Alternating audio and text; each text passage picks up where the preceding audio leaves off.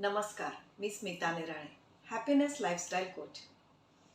आपण सगळेजण आपल्या हेल्थसाठी, आपल्या आरोग्यासाठी रोज किती वेळ देतो आणि आपल्या हेल्थला किती आपण महत्त्व देतो. कधी आपल्याला बरं नसलं तर आपण हेल्थकडे दुर्लक्ष करून कामावर फोकस करतो आणि त्याचा पुढे मग काय परिणाम होतो. अशीच एक गोष्ट आज मी तुम्हाला सांगणार आहे.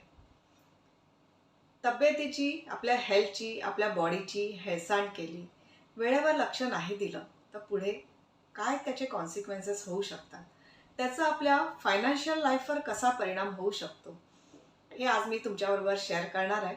आणि अशीच ही एक मीरा नावाच्या लेडीची गोष्ट आहे. एक मीरा नावाची लेडी, एक मे बी मिड 30s मधली लेडी काही दिवसापूर्वी माझ्याकडे कन्सल्टेशनसाठी आली होती. ती कॉर्पोरेट जॉब करत होती. खूप मेहनती होती. खूप मेहनत करून तिने तिचं करिअर बिल्ड केलं होतं. तिची फॅमिली होती, तिचा हजबंड आणि 2 मुलं होती. आणि काही कारणाने तिच्या हजबंडचा जॉब गेला होता आणि सगळी फायनान्शियल जबाबदारी तिच्यावर आली होती. आणि त्यामुळे ती जास्तच मेहनत घेत होती. 2 मुलं शिकत होती आणि सगळा फायनान्शियल भार तिच्यावर आला होता.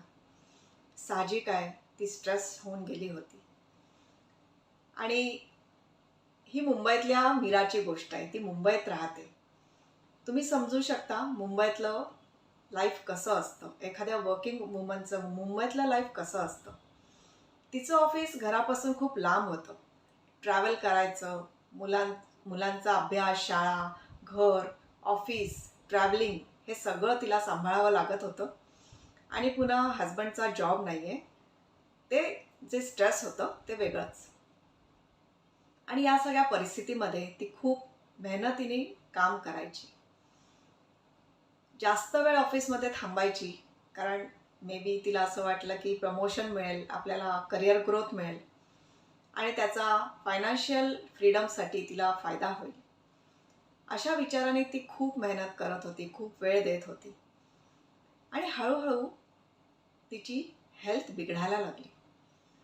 पण तिने दुर्लक्ष केलं. बॉडी पेन होत होतं, झोप पुरेशी होत नव्हती, थकल्यासारखं वाटायचं. पण तरीसुद्धा ती स्वतःला ओढत होती, खूप काम करत होती.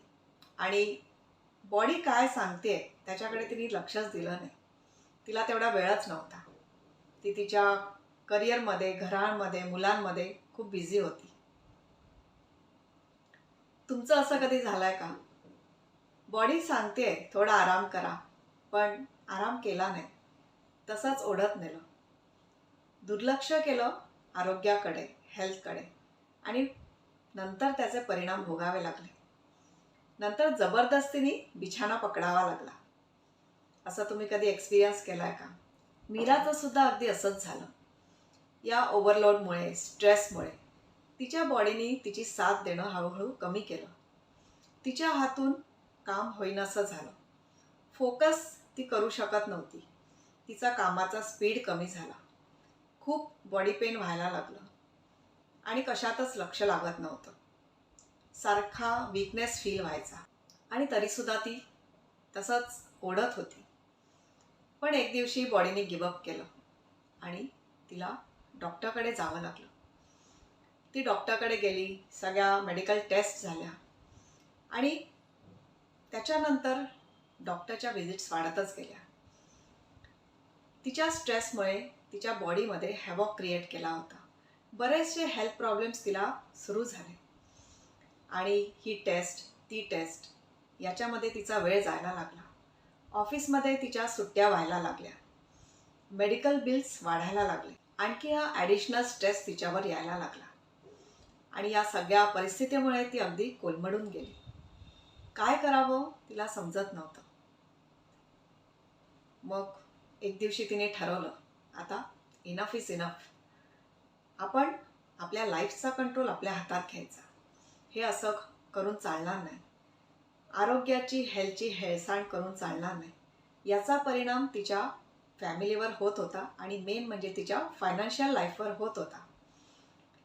तिला जे सेविंग्स करायचे होते, जे एक्सपेक्टेड सेविंग्स तिला करायचे होते, ते होत नव्हते. सेविंगचा एक मोठा पोर्शन तिच्या मेडिकल बिल्समध्ये जात होता आणि तिच्यावर तर सगळ्या घराची जबाबदारी होती. सगळा फायनान्शियल लोड तिच्या एकटीवर होता आणि हे सगळं तिला परवडणारं नव्हतं. आणि हे असंच चालत राहिलं तर एक दिवशी माझाही जॉब जाऊ शकतो हे मीराच्या लक्षात आलं आणि तिने तिच्या हेल्थचा कंट्रोल घ्यायचं ठरवलं. हेल्थकडे लक्ष द्यायचं तिने ठरवलं आणि हळूहळू तिने एक एक गोष्टी फॉलो करायला सुरुवात केली. जेव्हा ती माझ्याकडे कन्सल्टेशनसाठी आली तेव्हा ती खूप थकलेली होती, खूप स्ट्रेसमध्ये होती, खूप वीक होती, जबाबदारीच्या ओझ्याखाली दबून गेली होती आणि यातून तिला बाहेर पडायचं होतं. हे तिने नक्की ठरवलं होतं की या परिस्थितीतून बाहेर पडायचं आहे आणि हा जो तिचा निर्णय होता हा खूप महत्त्वाचा निर्णय होता. या निर्णयामुळेच ती या परिस्थितीतून बाहेर पडली. तिला मी ज्या गोष्टी सांगितल्या त्याच गोष्टी आज मी तुमच्याबरोबर सुद्धा शेअर करणार आहे. तिची ट्रीटमेंट चालू होती, ती डॉक्टर्सकडे जात होती, डॉक्टर्सने तिला टॉनिक्स दिले होते, काही औषधं दिली होती, पण व्हायचं काय, तिच्या लक्षातच राहायचं नाही. ती एवढ्या त्या वीकनेसमध्ये किंवा स्ट्रेसमध्ये होती की औषधं वेळेवर तिच्या हातून घेणं व्हायचं नाही. डॉक्टरनी जो डाएट सांगितला होता तो ती फॉलो करू शकत नव्हती. आणि जेव्हा ती कन्सल्टेशनसाठी आली तेव्हा माझ्या लक्षात आलं ती हे जे काही करते आहे तिच्या हातून जे व्हायला पाहिजे ते होत नाही आहे. याचं कारण स्ट्रेस आहे. ती खूप स्ट्रेसमध्ये होती आणि तिचा स्ट्रेस कमी करणं आधी महत्त्वाचं होतं. आणि तिला मी माझा आरोग्य संपदा हा प्रोग्राम सजेस्ट केला. तिने तो प्रोग्राम घेतला, प्रॅक्टिस केला आणि हळूहळू तिच्या स्ट्रेस लेवलमध्ये फरक पडायला लागला. तिचा स्ट्रेस हळूहळू कमी व्हायला लागला आणि स्ट्रेसमुळे तिचे जे हेल्थ इश्यूज होते ते सुद्धा कमी व्हायला लागले. तिचा स्ट्रेस कमी झाला, तिचं माइंड पीसफुल काम झालं, त्यामुळे ती तिच्या हेल्थकडे उलट लक्ष द्यायला लागली. हेल्थसाठी ती एक्सरसाइज करायला लागली, चांगला डाएट घ्यायला लागली, न्यूट्रिशनकडे लक्ष द्यायला लागली. डॉक्टरनी जे तिला प्रिस्क्राईब केलं होतं ते मेडिसिन्स ती वेळेवर घ्यायला लागली आणि एक प्रॉपर डाएट तिने स्वतःसाठी घ्यायला सुरुवात केली. आणि या सगळ्या गोष्टीचा तिच्या हेल्थवर खूप चांगला परिणाम झाला. तिला सगळं माहिती होतं कशी आपली हेल्थ इम्प्रूव्ह करायची, काय डाएट असला पाहिजे, कसा एक्सरसाइज केला पाहिजे, डिस्ट्रेस केलं पाहिजे, सगळं माहिती होतं. पण हातून होत नव्हतं कारण तिचा तसा माइंडसेटच नव्हता. ती त्या गोष्टी करण्यासाठी तयारच नव्हती. तिचं माइंड तिचं ऐकत नव्हतं कारण ते खूप स्ट्रेसमध्ये होतं. आपल्या स्ट्रेसचा असा आपल्या हेल्थवर परिणाम होत असतो आणि आपल्या फायनान्शियल लाईफवर सुद्धा परिणाम होत असतो. तिची जेव्हा हेल्थ इम्प्रूव्ह व्हायला लागली तेव्हा तिचे मेडिकल बिल्स कमी व्हायला लागले, तिचं सेविंग वाढायला लागलं आणि काही महिन्यामध्येच तिला प्रमोशनसुद्धा मिळालं आणि हाईकसुद्धा मिळाली. तिने ॲटलिस्ट 6 महिने तरी हा आरोग्य संपदा प्रोग्राम प्रॅक्टिस केला आणि त्यामुळे तिच्या हेल्थमध्ये खूप चांगली इम्प्रूव्हमेंट झाली. मीराची स्टोरी आपल्याला हे सांगून जाते की कशी आपली हेल्थ आपल्या फायनान्शियल लाईफवर परिणाम करत असते. हेल्थ चांगली नसेल तर फायनान्शियल फ्रीडम आपण अचीव करू शकत नाही, सेविंग्स होऊ शकत नाही, करिअर ग्रोथ होऊ शकत नाही. आणि याच्यासाठी आपल्याला सगळ्यात आधी आपल्या हेल्थकडे लक्ष द्यायला पाहिजे.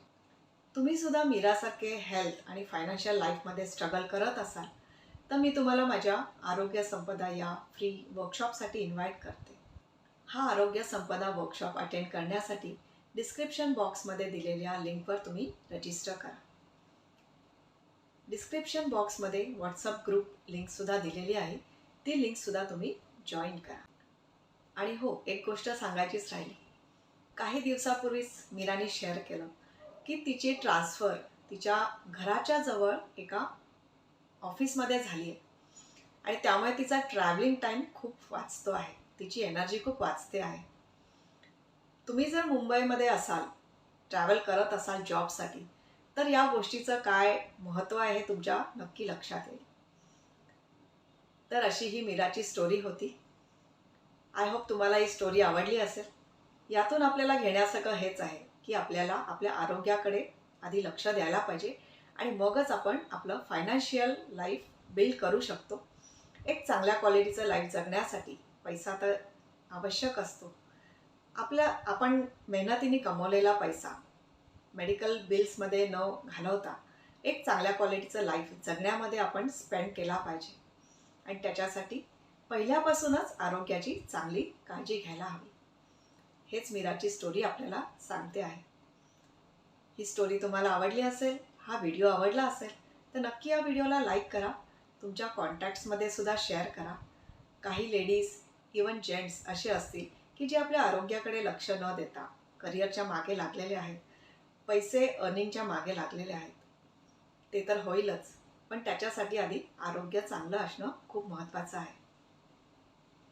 तर याच्यासाठी तुम्ही हा व्हिडिओ तुमच्या कॉन्टॅक्ट्समध्ये सुद्धा शेअर करा आणि आरोग्य संपदा हा फ्री वर्कशॉप अटेंड करण्यासाठी डिस्क्रिप्शन बॉक्समध्ये दिलेल्या लिंकवर रजिस्टर करा.